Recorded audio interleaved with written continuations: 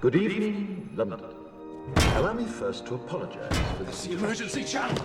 I do, like many of you, appreciate the comforts of the everyday routine, the security of the familiar, the tranquility, repetition. Bloody hell. I enjoy them as much as any bloke. But in the spirit of commemoration, Who's that, Mum? whereby those important events of the past, usually associated with someone's death or the end of some awful bloody struggle, are celebrated with a nice holiday, I thought we could mark this November the 5th, a day that is sadly no longer remembered, by taking some time out of our daily lives to sit down and have a little chat.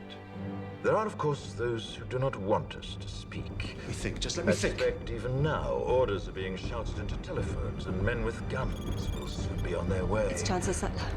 Damn it! Why? Because while the truncheon may be used in lieu of conversation, words will always retain their power. Words offer the means to meaning, and for those who will listen, the enunciation of truth. And the truth is, there is something terribly wrong with this country, isn't there? You designed it, sir. You wanted it foolproof. You told me every television in London. Cruelty and injustice, intolerance and oppression.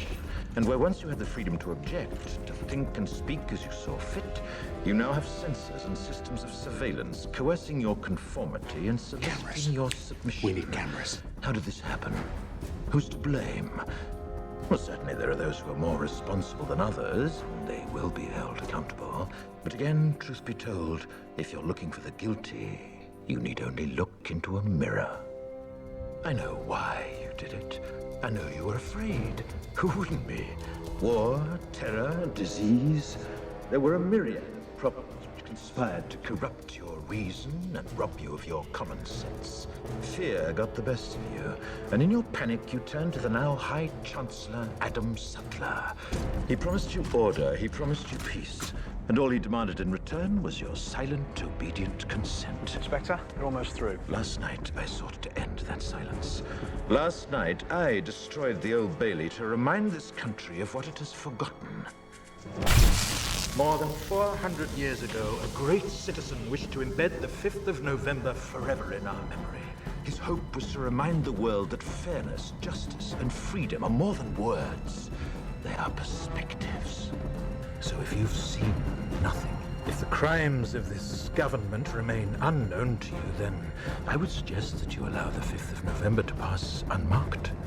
But if you see what I see, if you feel as I feel, and if you would seek as I seek, then I ask you to stand beside me 1 year from tonight, outside the gates of Parliament. And together we shall give them a 5th of November that shall never, ever be forgotten.